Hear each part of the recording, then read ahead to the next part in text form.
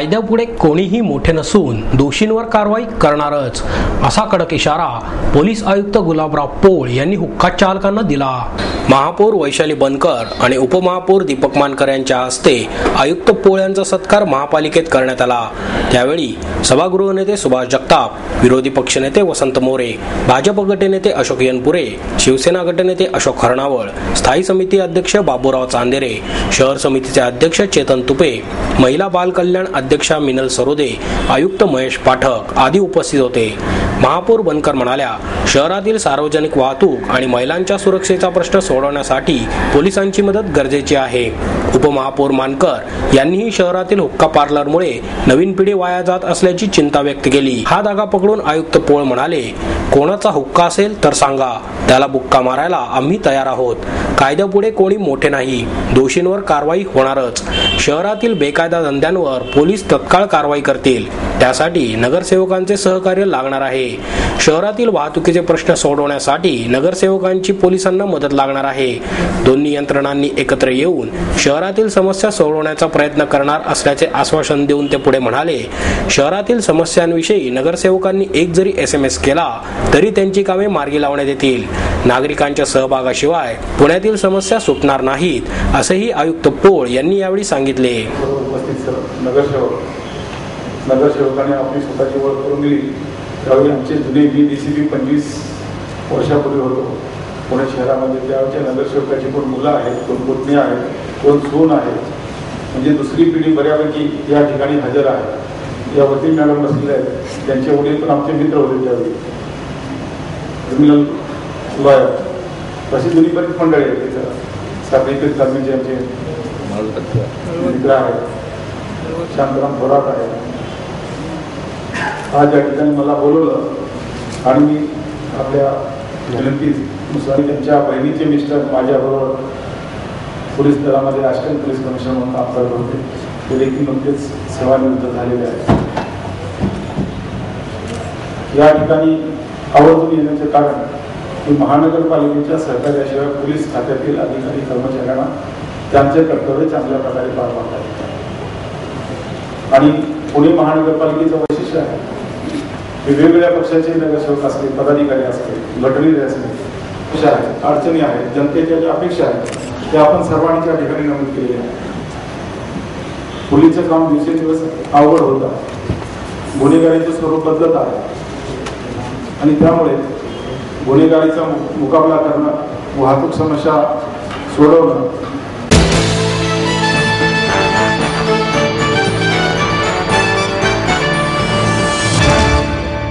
शेतकऱ्यांच्या मागण्या पूर्ण न झाल्यास 10 दिवसानंतर पोलिसांना न विचारता पुन्हा थेट हर्षवर्धन पाटील यांच्या घरावर मोर्चा काढू, अशी स्पष्टोक्ती शेतकरी संघटनेचे अध्यक्ष रघुनाथ पाटील यांनी केली। पोलिसांनी प्रचंड बळाचा वापर करून शेतकऱ्यांचा मोर्चा दडपला आहे। आता पैशासाठी कोणताही शेतकरी आत्महत्या करणार नाही, तर कारखान्यांकडून थकलेले पैसे वसूल करणार, अशी आक्रमक भूमिका घेत पुन्हा आंदोलनाचा इशारा रघुनाथ पाटील यांनी दिला आहे। गळीत हंगाम संपल्यावर कायद्यानुसार 14 दिवसांच्या आत शेतकऱ्यांना विनाकपात संपूर्ण बिल अदा करणे आवश्यक आहे। मात्र अद्याप एकाही कारखान्याने शेतकऱ्यांना संपूर्ण बिल दिलेले नाही। 45 कारखान्यांनी तर पहिला हप्ताही देण्याचे सौजन्य दाखवले नाही। त्यामुळे शेतकऱ्यांचे 300 कोटी रुपये कारखान्यांकडे थकले आहेत। कारखान्यांनी 5 जुलैपर्यंत शेतकऱ्यांची देणी द्यावीत, तसेच 2012-13चा ऊसाचा दर निश्चित करावा, अन्यथा सहकार मंत्र्यांच्या घरावर मोर्चा काढू, असा इशारा संघटनेचे अध्यक्ष रघुनाथदादा पाटील यांनी दिला होता। त्यानुसार हा मोर्चा काढण्यात येत होता। बुधवारी शेतकरी संघटना आणि सहकार मंत्री यांची बैठक पार पडली। यात येत्या 10 दिवसात शेतकऱ्यांच्या मागण्या मान्य केल्या जातील, तसेच ज्या 11 कारखान्यांनी पैसे दिलेले नाहीत त्यांच्यावर कारवाई केली जाईल। त्याचप्रमाणे 30 सहकारी कारखान्यांकडे असलेले पैसे वर्ग करण्यात येतील, असे आश्वासनही या बैठकीत देण्यात आले होते। मात्र शेतकऱ्यांच्या तीव्र भावना सरकारला कळाव्यात यासाठी शेतकरी संघटनेने गुरुवारी ठरल्याप्रमाणे पुणे स्टेशन ते भांडारकर रस्त्यावरील हर्षवर्धन पाटील यांच्या घरावर मोर्चा काढण्याचा निर्धार कायम ठेवला। त्यामुळे राज्य सरकारच्या दबावामुळे पोलिसांनी विविध कारणे सांगत या मोर्चाची परवानगी नाकारली। सकाळपासूनच शहराच्या सर्व भागात पहारा ठेवून पोलिसांनी 300 ते 400 कार्यकर्त्यांना ताब्यात घेतले। रघुनाथदादा पाटील यांच्यासह 70 ते 80 कार्यकर्त्यांना पुणे स्टेशन, गांधी पुतळा येथून अटक करून हा मोर्चा दडपण्यात आला। शेतकऱ्यांना जे ठरलेला भाव होता ऊसाचा तो मागण्यासाठी आम्ही आंदोलन पुकारलेलं होतं. सहकार मंत्री हर्षवर्धन पाटलांनी गेल्या वर्षी आमच्या आंदोलनामध्ये तडजोड केली आणि आम्ही त्यांना या तडजोडीचा GR काढा म्हटल्यावर त्यांनी छातीला हात लावून सांगितलं की हर्षवर्धन पाटलांच्या शब्दावर विश्वास ठेवा, तुम्हाला हे सगळे पैसे मिळतील. आणि आता कारखाने बंद होऊन 3 महिने झाले तरी अजून अनेक महाभागाने आमचे पैसे दिले नाही. वारंवार त्यांना भेटून सांगितलं किंवा तुम्ही कारवाई करा, काहीतरी पैसे द्यायची व्यवस्था करा, ते होत नाही. दुसऱ्या बाजूला साखर कारखान्यांनाही मध्यवर्ती बँकांची वारेमाप कर्ज दिली आणि कारखान्यांच्या वसुल्या होत नाहीत. कारखान्याचे नेते सगळे गब्बर झालेले आहेत, परंतु बँक त्यांच्याकडे वसुलीला जात नाही. उलट कारखानेच आमचे विक्रीस काढल्याचा प्रकार चालू आहे. आमच्या त्याच्यामध्ये ठेवी आहेत, आमचे शेअर्स आहेत, आमच्या येणी आहेत, परतीच्या ठेवी अडकलेल्या आहेत. या सगळ्या पैशाचा हिशेब करायला हे तयार नाहीत. आमचे पैसे बुडवायला लागलेले आहेत. आणि या सगळ्यामध्ये कहर म्हणजे आता बँका बुडाल्या, मध्यवर्ती बँका बुडाल्या. त्यामुळे सेवा सोसायटी मार्फत जो शेतीला पीक पुरवठा कर्ज पुरवठा होत होता तो सगळा पीक कर्ज बंद झालेला आहे. आंदोलन करण्याचा का निर्णय घेतला? त्याच्यामध्ये हर्षवर्धन पाटलांनी आम्हाला हे पैसे द्यायचं कबूल केलेलं होतं आणि आम्ही त्यांना त्यावेळेलाच सांगत होतो की याचा सरकारचा GR काढा. सरकारच्या वतीने GR निघाला असता तर आम्ही सरकारकडे गेलो असतो. सरकार आज सांगतं की आम्ही FRPशी बांधलेलं आहे आणि याच्यापेक्षा जास्त आम्ही काही देऊ शकत नाही. जे तुमची तडजोड झाली ती कोणाबरोबर झाली त्याच्याकडे जा. आणि म्हणून हर्षवर्धन पाटलांच्याकडे आम्ही चाललो. हर्षवर्धन पाटील सहकार मंत्री आहेत.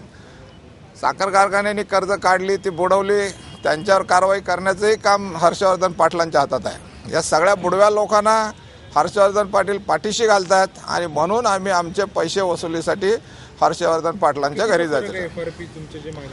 त्याच्यामध्ये 400-450 रुपयाचा फरक आहे. आता काय तुमची पुढची भूमिका असेल? आता तर तुम्हाला दिसतच आहे की पोलिसांनी या पैसे मागणाऱ्या गोरगरीब शेतकऱ्यांची काय अवस्था करून ठेवलेली आहे. म्हणजे एकतर हे पैसे देत नाहीत, मागायला गेलं तर पोलीसमध्ये घालतात, आत्महत्या करण्याशिवाय इलाज नाही. पण मी एक सांगतो की आता तरुण शेतकरी आत्महत्या करणार नाहीत, हे पैसे वसूल केल्याशिवाय राहणार नाहीत.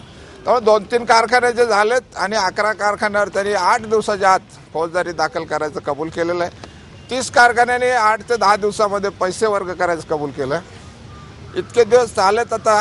आता पोलीस मित्रही सगळे मध्ये आहेत, तेव्हा आम्ही आणखी 10 दिवस त्यांना वाट देऊ. पण पुन्हा येताना आम्ही असं काही पोलिसांना सांगून आणि गाजावाजा करत येणार नाही, एवढं लक्षात ठेवा. सकाळपासूनच भंडारकर रस्ता आणि पुणे स्टेशन परिसरात सुमारे 700 ते 800 पोलीस तैनात करण्यात आले होते. आंदोलनकर्त्यांना अडवण्यासाठी ठिकठिकाणी बॅरिकेड्स लावण्यात आले होते.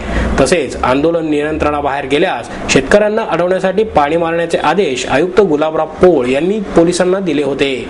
शहरातील कायदा आणि सुव्यवस्था बिघडू नये, त्याचप्रमाणे वाहतूक कोंडीचा प्रश्न निर्माण होऊ नये यासाठी शेतकरी संघटनेच्या मोर्चाला परवानगी नाकारण्यात आली होती.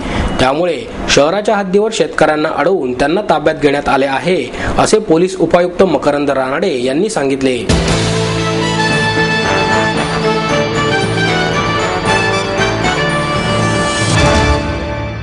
गेल्या 4 महिन्यांपासून बंद असलेल्या आधार ओळखपत्राच्या नोंदणीच्या दुसऱ्या टप्प्याला गुरुवारपासून सुरुवात झाली.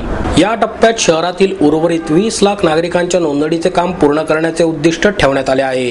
केंद्र सरकारच्या आधार ओळखपत्रासाठीचे काम फेब्रुवारी अखेरपर्यंत शहरात सुरू होते. त्यानंतर केंद्र सरकारच्या निर्देशानुसार राज्य सरकारने हे काम थांबवण्याचे आदेश दिले. गेल्या महिन्यात जिल्ह्यातील आधार नोंदणीला पुन्हा सुरुवात झाली. त्यापाठोपाठ आता पालिकेच्या हद्दीतील नोंदणीलाही गुरुवारपासून प्रारंभ झाला. आमदार गिरीश बापट यांच्या हस्ते नानावाडा येथे दुसऱ्या टप्प्यातील नोंदणीचे उद्घाटन झाले. महापालिकेचे उपायुक्त मंगेश जोशी, स्थानिक नगरसेवक हेमंत रासने, मुक्ता टिळक, दिलीप काळोखे, प्रतिभा ढमाले आणि सहाय्यक आयुक्त अरुण खिलारी यावेळी उपस्थित होते. आधारसाठी पहिल्या टप्प्यात शहरात 12.5 लाख नागरिकांची नोंदणी करण्यात आली होती. आता नव्या टप्प्यात आणखी 21 लाख नागरिकांची नोंदणी करण्यात येणार आहे. दुसऱ्या टप्प्यातील आधार कार्ड नोंदणीला गुरुवारपासून सुरुवात झाली असून 15 जुलैपर्यंत संपूर्ण शहरभरात नोंदणीचे काम सुरू करण्याचे नियोजन केले आहे. शहरातील प्रत्येक प्रभागामध्ये नोंदणीचे 2 ते 3 केंद्रे सुरू करण्यात येणार आहेत. त्यासाठीची 100 मशीन सुरुवातीच्या टप्प्यात उपलब्ध होतील. मशीन उपलब्ध झाल्यावर नवीन केंद्र सुरू केले जाईल. डिसेंबर अखेरपर्यंत सर्व काम पूर्ण करण्याचा प्रयत्न राहील, अशी माहिती महापालिकेचे उपायुक्त मंगेश जोशी यांनी दिली. आधार कार्ड नोंदणीसाठी प्रशासनाला सर्वतोपरी सहकार्य करण्याची ग्वाही आमदार गिरीश बापट यांनी दिली. तसेच नागरिकांची गैरसोय होणार नाही याची खबरदारी घेण्याचे आवाहनही अधिकारी आणि कार्यकर्त्यांना त्यांनी यावेळी केले.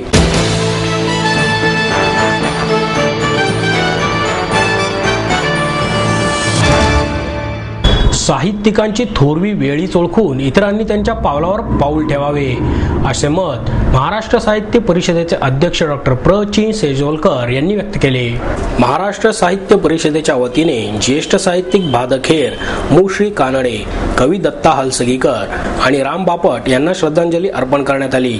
यावेळी माईर्स MITचे विश्वनाथ कराड, साहित्यिक डॉक्टर न. जोशी, जयराम देसाई, प्रकाशक अनिल कुलकर्णी, डॉक्टर अरविंद कुलकर्णी, चंद्रशेखर बर्वे, अशोक कानडे, राजेंद्र खेर, मसापच्या कार्याध्यक्ष माधवी वैद्य, प्रमुख कार्यवाह मिलिंद जोशी यांनी दिवंगत साहित्यिकांच्या आठवणींना उजाळा देत श्रद्धांजली अर्पण केली. शेजोलकर म्हणाले, हे सर्व साहित्यिक आपल्या कर्तृत्वाबरोबरच मनानेही तेवढेच थोर होते. खेर हे असे साहित्यिक होते जे प्रसिद्धीपासून दूर राहणेच पसंत करत असत. प्रसिद्धीचा कधीच गाजावाजा त्यांनी केला नाही. सभ्यता, सुसंस्कृतता, संयम आणि सामंजस्यता त्यांच्या रक्तातच होती. तसेच कानडे फार उत्तम वक्ते होते. राम बापट हे उत्तम वक्ते, लेखक आणि समाजवादी कार्यकर्तेही होते. कराड म्हणाले, संतांविषयीच्या व्याख्यानाच्या कार्यक्रमाला खेर यांना आमंत्रित केले होते. त्यावेळी प्रथम ओळख झाली आणि मी फार भारावून गेलो. त्यांच्या हिरोशिमा कादंबरीच्या इंग्रजी आवृत्तीचे प्रकाशन करण्याचीही संधी मला मिळाली. त्यांच्या आठवणी दरवेळी उचंबळून येतात, अशा भावनाही त्यांनी यावेळी व्यक्त केल्या.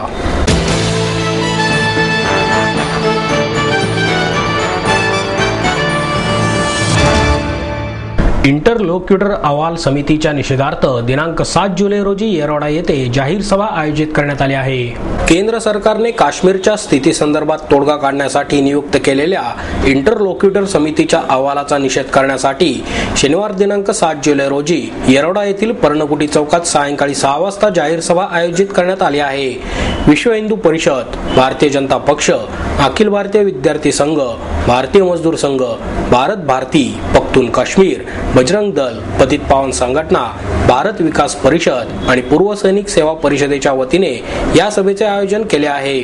माजी आमदार विश्वास गांगुर्डे यांचे या सभेत भाषण होणार असून सचिन भगत, योगेश मुळीक, राजेंद्र वागसकर आणि वनिता वागसकर हे नगरसेवक यावेळी उपस्थित राहणार आहेत, अशी माहिती जयंत मोहिते आणि अनिरुद्ध तोंडकर यांनी पत्रकार परिषदेत दिली.